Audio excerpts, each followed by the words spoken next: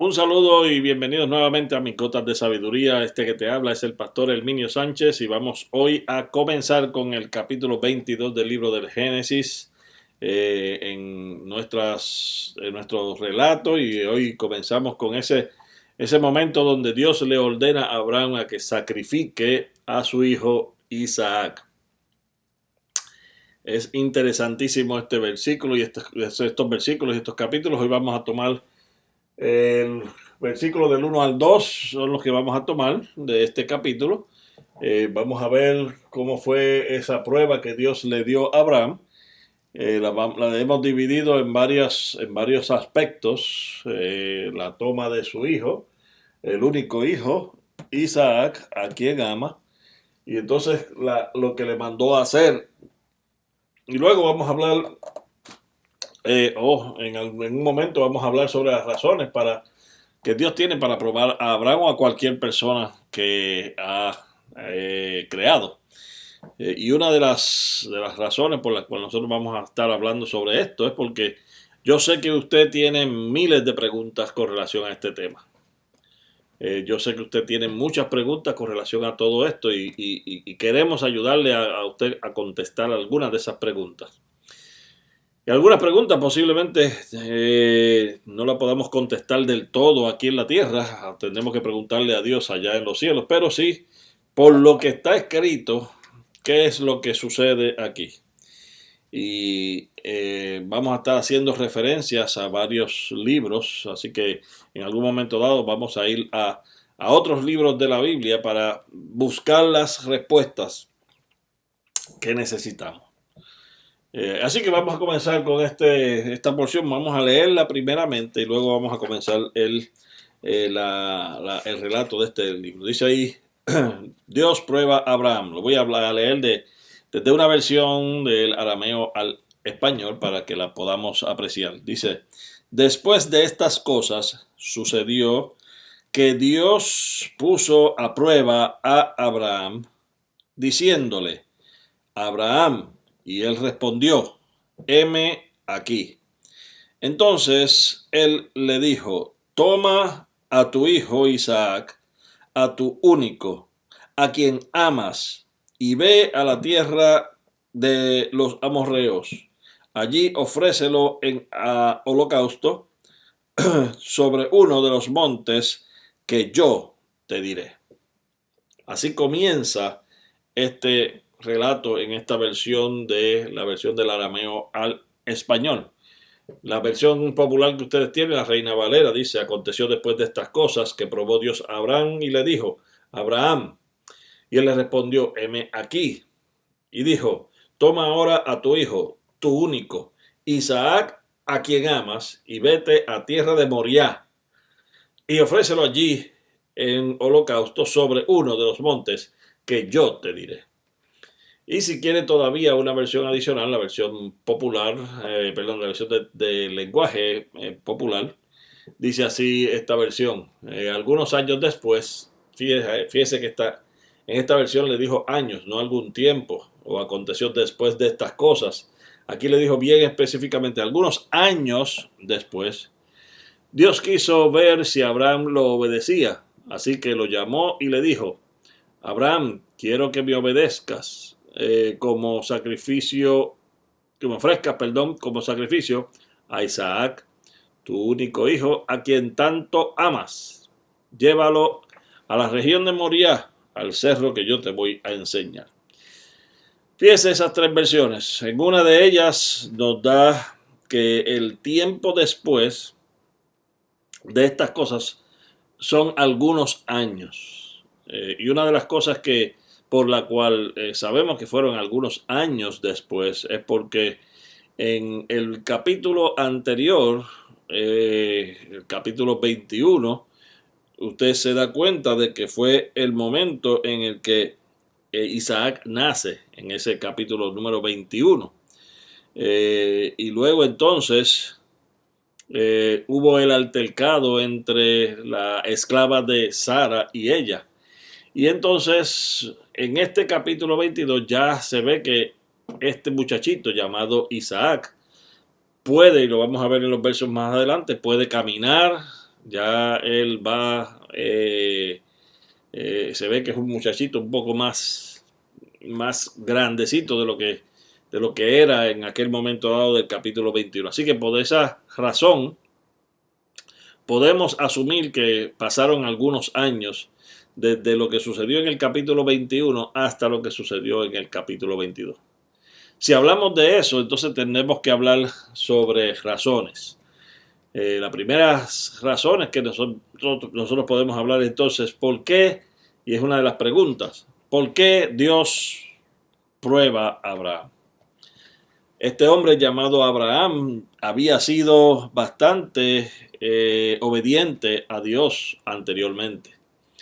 Este hombre había escuchado la voz de Dios, había ido, estando en Ur de los Caldeos, decidió salir de Ur de los Caldeos y llegar a la tierra que Dios le había dicho que llegara.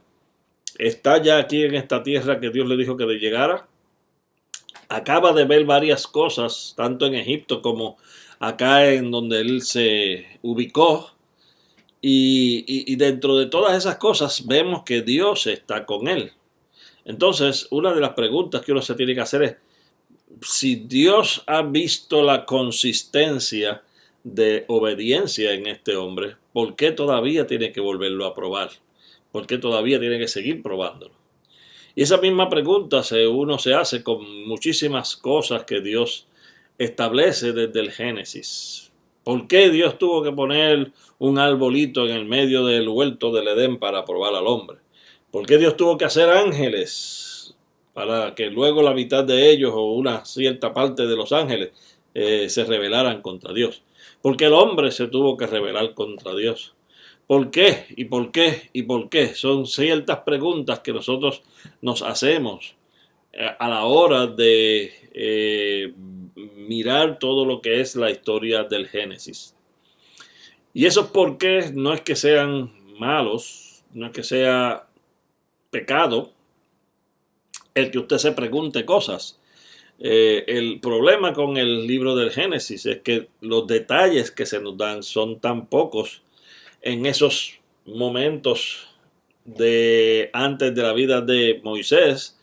Son detalles tan pocos que lo que Dios nos ha revelado es suficiente como para entender quién es Él, cuán soberano es, de dónde surgen las cosas, pero no necesariamente para darnos detalles de todo lo que sucedió en ese lugar y cómo sucedieron las cosas. Acuérdense que quien está escribiendo este libro del Génesis es Moisés.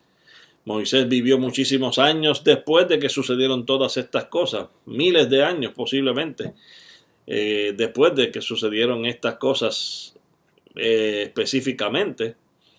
Y recordarse de todos los detalles, yo creo que nadie puede, principalmente nadie después de Génesis 3, puede recordarse de todas y cada una de esas cosas. Así que esa debe ser una de las razones por la cual no se nos dan los detalles de muchas de las preguntas que nosotros tenemos. Lo otro que vemos ahí es que en el primer capítulo y en ese capítulo y en el primer versículo es que dice que sucedió que Dios puso a prueba a Abraham nada más. Y fíjese, por lo que él puso a prueba a Abraham, aparentemente, no se nos dice, no establece, pero nos da como si fuera una idea de que algo sucedía. Mire lo que pasa. Le dice Dios a Abraham, toma a tu hijo. Si solamente le dijera, toma a tu hijo, la pregunta iba a ser, ¿cuál de ellos? Porque Ismael es hijo de Abraham. Isaac es hijo de Abraham. Entonces, ¿cuál de ellos estamos hablando? Si la pregunta hubiese quedado ahí solamente, entonces venía una duda con relación a cuál de los hijos se estaba refiriendo Dios. Sin embargo, luego de eso, dice, tu único hijo. ¿Es que acaso Ismael no cuenta? Ismael es un hijo también. Pero cuando habla de la palabra único ahí, está hablando de el único que él tuvo con la esposa con la cual él amaba. Y ahí estamos ya entonces haciendo una diferencia entre un hijo que no fue prometido a un hijo que sí fue prometido. A un hijo que Dios estableció viniendo directamente de su boca hacia Abraham. Yo te voy a dar hijo a ti. Y ese hijo que yo te voy a dar, ese es el que yo en este momento te estoy pidiendo. Él no le pidió a Ismael, él le dijo a ellos que iban a tener un hijo y Saraí junto a él aparentemente se desesperaron un poco, no esperaron a la promesa que Dios le estableció y creo que se adelantaron un poco a los planes de Dios. Y volvemos otra vez con el tema de los planes de Dios, cómo son los planes de Dios versus nuestros planes. Entonces aquí tenemos que le pide a su hijo, a su único hijo, y después le da el nombre específico, a Isaac, y le dice, a Isaac a quien tú amas. Y ahí hay una clave muy importante que es con lo que voy a terminar esta lección en este momento. Es probable que en esos años, desde el capítulo anterior hasta este capítulo, se viera un amor excesivo, vamos a llamarlo así, de Abraham hacia su hijo. Acordémonos que él lo tuvo a la edad de casi 99 años, o a los 100 años ya. Es un hombre mayor, es un hombre que ya sus días están contados.